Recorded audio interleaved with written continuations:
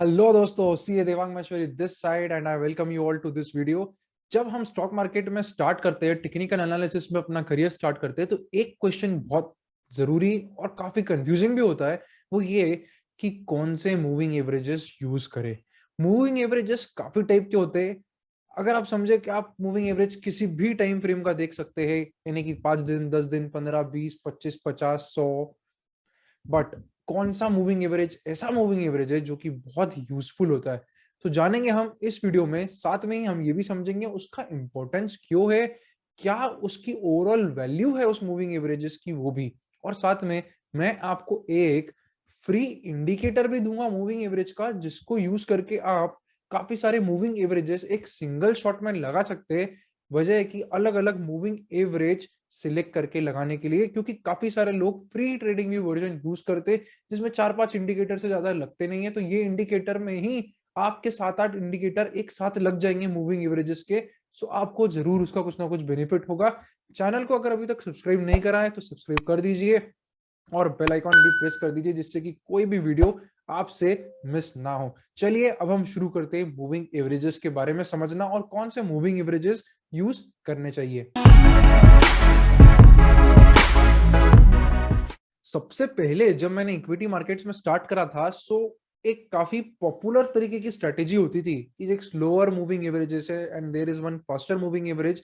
And जब वो दोनों एक दूसरे को क्रॉस करता था, जो fast moving average small moving average को, that is mostly called as crossover. फिर गोल्डन क्रॉसओवर आपने काफी सुना होगा, जहां पे इस तरीके का कुछ होता है कि एक स्लो मूविंग एवरेज है and this is one faster moving average. And जब ये फास्टर मूविंग यानी कि स्मॉल ड्यूरेशन मूविंग एवरेज इस स्लो मूविंग एवरेज को क्रॉस करती है, इसको ही हम बोलते थे क्रॉसओवर। और काफी सारी स्ट्रैटेजीज आपको यूट्यूब वगैरह पे सुनने को मिलेगी। बट मैंने भी जब स्टार्ट करा था तो इसी तरीके से कुछ स्टार्ट करा था, और अच्छा नुकसान करा था ये ऐसी स्ट्रैटेजीज यूज करके, क्योंकि ये यूजफुल नहीं होती है। इसलिए मैं पहले आपको बताऊंगा कि अगर आप कोई सी क्रॉसओवर स्ट्रैटेजीज ढूंढ रहे हैं, सो वो इतनी हेल्पफुल नहीं है। आपको यहाँ पे ये समझना जरूरी है कि कौन से मूविंग एवरेजेस यूज करना है और उसका इंपॉर्टेंस क्या है। अब हम समझते हैं कि मैं कौन सा मूविंग एवरेजेस यूज करता हूँ और मैं आपको कारण भी बताऊंगा कि ऐसा क्यों। सो मैं एक इंडिकेटर है और ये इंडिकेटर मैं आपको आखिरी में शेयर भी करूंगा।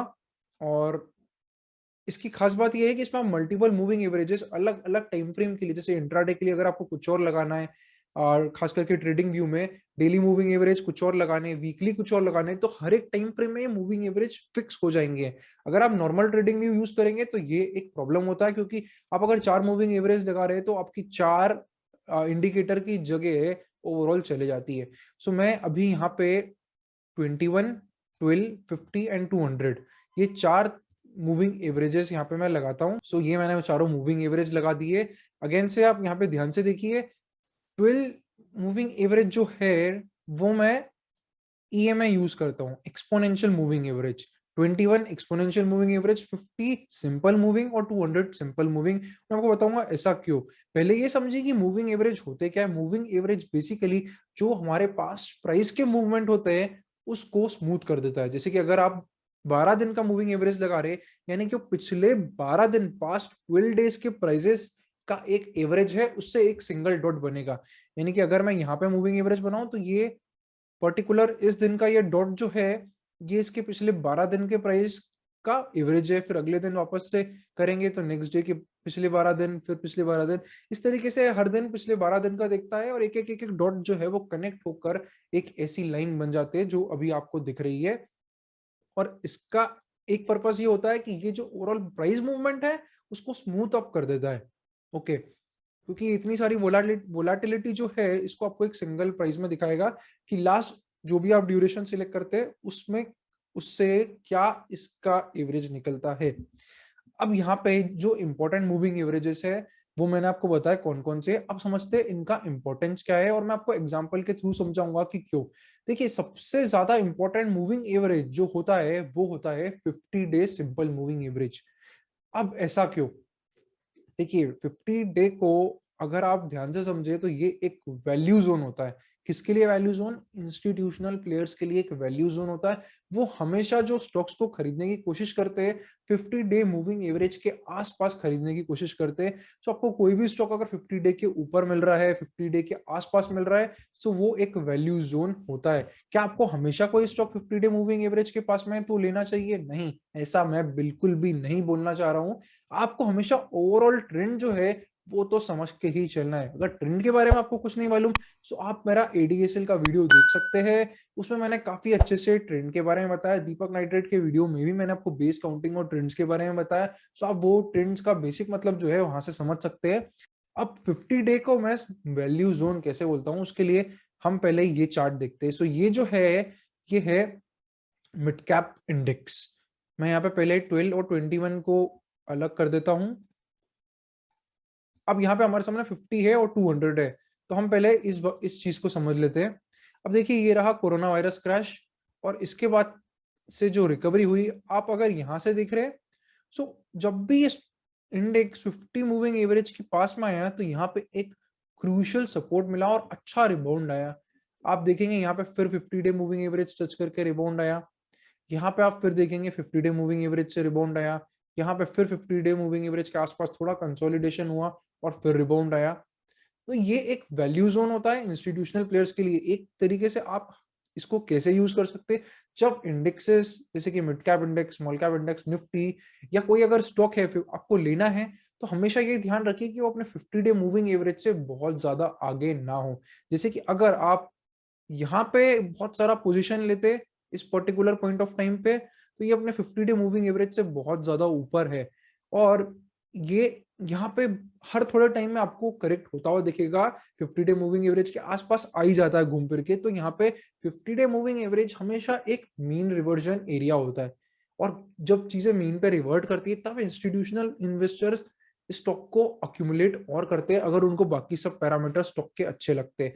तो जब भी आप बहुत ज्यादा एक्सटेंडेड है 50 डे मूविंग एवरेज से कोई भी स्टॉक में है, तो आपको नई पोजीशन नहीं लेना चाहिए, क्योंकि वो बहुत एक्सेसिव रिस्क होता है। जैसे कि अगर आप यहाँ लेते, यहाँ पे खरीदते, यहाँ पे खरीदते, रिवर्सली अगर आप इजी को 50 डे मूविंग एवरेज के आसपास आपके जो सेटअप्स है उसको देखते, सो एक अच्छा वैल्यू जोन वहां बनता। ओके, अब और आगे आइए।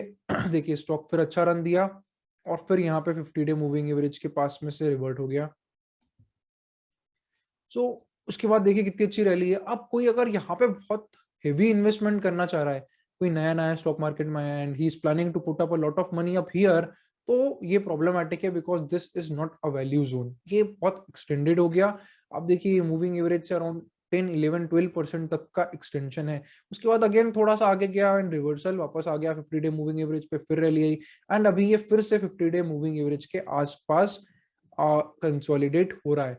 क्या इसका मतलब ये है कि हमेशा इंडेक्स 50 डे मूविंग एवरेज से टच करके ऊपर चले जाएंगे? नहीं, ऐसा बिल्कुल भी नहीं है। मैं कहना चाह रहा हूं, मैं आपको सिर्फ ये बताना चाह रहा हूं कि अगर आप लॉन्ग होना चाहते हैं तो 50 डे मूविंग एवरेज के आसपास आपको अच्छा रिस्क रिवॉर्ड मिलेगा। वजह है कि आप अगर बहुत एक्सटेंडेड लेवल्स पे जा रहे हैं, अगर हम इसके पीछे जाके देखें और हम देखें किस तरीके से ये ओवरऑल हुआ है, तो आपको दिखेगा कि किस तरीके से यहाँ पे रेजिस्टेंस भी बार बार मिला है 50 डे मूविंग एवरेज का। आप यहाँ पे देखिए, अच्छा रेजिस्टेंस आया, फिर ब्रेक होके ऊपर गया, देन अगेन यहाँ से रेजिस्टेंस आया। तो आप 50 डे मूविंग एवरेज को हमेशा एक वैल्यू जोन की तरीके से कंसीडर करना चाहिए। ये इसका इंपॉर्टेंस है, इसलिए मैं इसे यूज करता हूँ। किसी भी स्टॉक पे भी अगर हम इसको लगा रहे हैं तो वो भी इक्विवेलेंट है। आपको 50 डे मूविंग एवरेज से बहुत ज्यादा एक्सटेंशन में नहीं खरीदना। आपको अच्छे लो रिस्क एंट्री पॉइंट जो है वो 50 डे मूविंग एवरेज के आसपास एक अच्छे स्टॉक जो कि ओवरऑल अप ट्रेंड में उधर मिलेगा। अब सेकंड जो है वो 200 एसएम है। 50 डे को मैं सिंपल मूविंग एवरेज क्यों यूज करता हूँ, वो सिर्फ इसीलिए क्योंकि मेरा एक्सपीरियंस एसएमए के साथ अच्छा रहा है। इसका कोई श्योर शॉट आंसर नहीं है कि आप एसएमए ही लगाना चाहिए या ईएमए लगाना चाहिए। जो मैंने सीखा है और जो मैं करते हैं उसके हिसाब से मुझे 50 डे एसएमए अच्छा वैल्यू जोन लगा है। बात करें हम 200 डे की, जो कि अभी ये ब्लू लाइन आपको दिख रही है, सो ये 200 डे मूविंग एवरेज है। अब इसका क्या यूज होता है, ये हमेशा से अगेन इंस्टीट्यूशनल प्लेयर्स के लिए एक लॉन्गर टर्म ट्रेंड का काम करता है। And as a rule of thumb, never buy a stock which is below 200 day moving average. So 200 day moving average के नीचे अगर कोई स्टॉक है, so it is signifying कि stock is weak। 50 day moving average के नीचे हाँ, stock तब भी वीक है, बट 200 के नीचे है तो वो एक्सट्रीम वीकनेस शो कर रहा है। और ऐसे वीक स्टॉक्स में पैसा नहीं लगाना चाहिए, क्योंकि हमेशा आपको कुछ ना कुछ एक अपोजिट, एक अच्छी अपॉर्चुनिटी कहीं ना कहीं इक्विटी मार्केट्स में दिखती ही रहेगी। सो अगर मेरे पास दो स्टॉक है, एक जो 50 डे मूविंग एवरेज के ऊपर है, अच्छा ट्रेंड कर रहा है और अब वो थोड़ा कंसोलिडेट हो रहा है उसके आसपास, मुझे लगता है कि स्टॉक अच्छा है, फंडामेंटली अच्छी कंपनी है, तो मैं वहां पे एक अच्छा रिस्क रिवॉर्ड ढूंढूंगा। वजह है कि एक ऐसा स्टॉक जो कि मेरा 200 डे मूविंग एवरेज के भी नीचे है, क्योंकि it is telling you very weak overall trend. तो ये है 50 day moving average, 200 day moving average. अगर हम इसको कुछ स्टॉक्स पे लगा के देखें, जैसे कि दीपक नाइट्रेट, तो देखते हैं हम किस तरीके से उसने परफॉर्म करा है। आप देखिए, ये ओरिजिनल बेस से जब गया था तो आपको 50 डे मूविंग एवरेज के आसपास से इधर से भी रिवर्ट हो गया। उसके बाद आप देखेंगे तो यहाँ पे फिर अगेन 50 डे मूविंग एवरेज के आसपास से रिवर्ट हुआ, इधर फिर 50 डे मूविंग एवरेज के पास से गया, इधर से फिर एक सपोर्ट मिला। इसके आगे अगर हम जाए तो आपको यहाँ पे फिर एक सपोर्ट जोन मिलेगा 50 डे मूविंग एवरेज का। सो ये एग्जांपल भी आपको बताता है कि 50 डे मूविंग एवरेज हमेशा से एक वैल्यू जोन है। इंस्टीट्यूशनल इन्वेस्टर्स चाहते हैं कि वो 50 डे मूविंग एवरेज के पास में ही खरीदे। अब हम वापस से मिड कैप इंडेक्स पे जाते हैं, मिड कैप इंडेक्स एंड अब अगर हम समझे स्मॉलर मूविंग एवरेजेस को, तो इसका पर्पस ये होता है, जो 21 और 12 होते हैं, मैं 50 और 200 को बता देता हूँ। These are used for swing trading and trailing of stop loss. काफी सारी स्ट्रैटेजीज होती है जहां पे आप मूविंग एवरेजेस के बेसिस पे ट्रेल कर सकते हैं। सो 50 डे मूविंग एवरेज जहां आपको एक लॉन्गर टर्म ट्रेंड, एक लॉन्गर टर्म प्राइस स्ट्रेंथ बता रहा है, वहां ही जो 12 ईएमए और 21 ईएमए होता है, वो आपको बताते हैं एक शॉर्टर टर्म ट्रेंड। काफी सारे एनालिस्ट जो होते हैं और इन्वेस्टर्स ट्रेडर्स होते हैं, वो इसको as a trailing stop loss use करते हैं। So why 12 and 21? क्योंकि ये बहुत वाइडली फॉलोड है। इसका भी कोई शॉर्ट शॉर्ट आंसर नहीं है कि क्या इसके अलावा आप 10 यूज कर सकते हैं या 14 यूज कर सकते हैं। देखिए, वो हर एक एक्सपीरियंस है और स्टॉक टू स्टॉक चीजें अंतर भी कर सकती है। कहीं कहीं पे आप देखेंगे कि स्टॉक उसका 50 डे मूविंग बहुत अच्छे से रिस्पेक्ट कर रहा है, कहीं पे आप देखेंगे कि 21 बहुत अच्छे से रिस्पेक्ट कर रहा है। सो आपको एक पर्टिकुलर स्टॉक के प्राइस हिस्ट्री पे भी आपको ध्यान देना पड़ेगा कि स्टॉक कौन से मूविंग एवरेज को ज्यादा अच्छे से रिस्पेक्ट कर रहा है। अगर वो 21 को करता है तो आप फिर 21 को एक ट्रेलिंग स्टॉप लॉस यूज कर सकते हैं। अगर वो 50 डे को बहुत अच्छे से कर रहा है तो 50 डे को एक ट्रेलिंग स्टॉप लॉस यूज कर सकते हैं। अगर वो 12 डे को अच्छा कर रहा है तो आप 12 डे को बहुत अच्छा ट्रेलिंग स्टॉप लॉस यूज कर सकते हैं। सो मूविंग एवरेजेस को काफी सारे लोग स्ट्रेटेजी में ट्रेलिंग स्टॉप लॉस की तरह भी यूज कर सकते हैं, और एंट्री के लिए भी यूज होता है और एग्जिट्स के लिए भी यूज होता है। इसलिए मूविंग एवरेजेस एक इंपॉर्टेंट चीज होती है। जैसे कि आप इसमें देख रहे हैं, तो एक अच्छे स्विंग्स जो है वो, अगर हम 12 डे मूविंग एवरेज के बेस पे जाते हैं तो देखिए यहाँ से जो ये ट्रेंड चालू हुआ, सो ये ट्रेंड फिर यहाँ पे खत्म हुआ, तो एक अच्छा ओवरऑल 7 to 8% का इंडेक्स लेवल पे एक स्विंग बना है। इसके बाद हम यहाँ पे जाएंगे तो फिर आपको एक अच्छा ट्रेंड मिलेगा। अगर हम 21 जो कि ग्रीन वाला है इसके हिसाब से जाएंगे तो ये और वाइडर स्टॉप लॉस होता है। आप देखिए यहाँ से किस तरीके से यहाँ से फिर रिबाउंड हुआ और एक बहुत अच्छा मूव टॉप तक 17-18% तक का आ गया। सो इस तरीके से इन दो छोटी मूविंग एवरेजेस को आप ट्रेलिंग स्टॉप लॉस की तरह यूज कर सकते हैं। अब क्या मैं कोई ऐसी स्ट्रैटेजी होती है, एक गोल्डन क्रॉसओवर या ऐसी कोई स्ट्रैटेजी फॉलो करता हूँ मूविंग एवरेज से? बिल्कुल भी नहीं। हमेशा मूविंग एवरेजेस को ट्रेंड्स के साथ यूज करिए। सिर्फ कि एक शॉर्टर टर्म मूविंग एवरेज एक वाइडर टर्म मूविंग एवरेज के ऊपर निकल रहा है, ये कोई भी तरीके की कुछ स्ट्रैटेजी नहीं है। इससे सिर्फ मुझे स्टार्टिंग में लॉस ही हुआ था।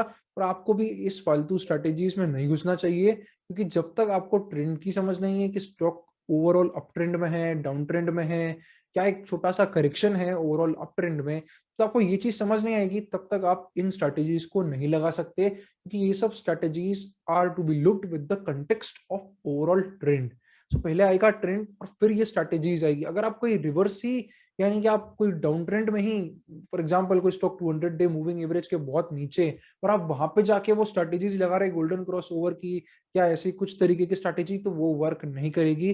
वहां पे एक्चुअली कुछ भी स्ट्रैटेजी वर्क नहीं करेगी अगर आप लॉन्ग या खरीदना चाहते हैं, क्योंकि आप एक ओवरऑल डाउन ट्रेंडिंग स्टॉक में जा रहे हैं। सो एंड डाउन ट्रेंड कितना हो सकता है किसी को पता नहीं होता, जब तक कि कोई रिवर्सल नहीं दिखता है। इसलिए ये आपको हमेशा ट्रेंड्स के साथ यूज करना चाहिए। सो एंट्री के लिए फोकस करिए 50 डे मूविंग एवरेजेस के आसपास, कोई अच्छे सेटअप्स के लिए 200 डे मूविंग एवरेज के नीचे कभी कुछ ना खरीदे। 21 और 12 ईएमए को यूज करे हो ट्रेलिंग स्टॉप लॉस के लिए और पुल बैक बाइस के लिए। सो ये कुछ 4 मूविंग एवरेज है जो मुझे बहुत अच्छे लगते हैं। अब अगर आपको ये इंडिकेटर चाहिए पर्टिकुलर जिसमें अलग अलग टाइम फ्रेम्स के लिए अलग अलग मूविंग एवरेज लग सकते हैं, और जितने 4 से 5 मूविंग एवरेज जो भी आपको लगाने हैं वो आप एक साथ एक ही इंडिकेटर में लगा देंगे। सो इससे आपका साइड में जो इंडिकेटर अलग अलग है वो बचते हैं। अगर आप फ्री वर्जन यूज कर रहे हैं तो बहुत यूजफुल है, 5-6 इंडिकेटर काम अकेले ही करेगा। वीडियोस पे अगर 100 लाइक आते हैं तो मैं डेफिनेटली ये पिन करके कमेंट में इसको पिन कर दूंगा, जिससे कि आप इसको व्यू कर सकते हैं। साथ में मैं इंस्ट्रक्शंस भी डाल दूंगा कैसे इसको फिट करना है। सो उम्मीद करता हूँ ये वीडियो आपको यूजफुल लगा होगा। अगर ऐसा है और आपको ये चीजें अच्छी लगी मूविंग एवरेजेस के बारे में, सो कमेंट में मुझे जरूर बताइएगा कि क्या है आपका ओवरऑल फीडबैक इसके लिए। मिलते हैं फिर से अगले वीडियो में। चैनल को सब्सक्राइब जरूर करिए और दोस्तों लाइक भी कर दीजिए वीडियो पे। 100 लाइक इस वीडियो को हमको इजीली करने हैं। चलिए मिलते हैं फिर से अगले वीडियो में। See you guys, thank you for watching, C A Divyang Maheshwari.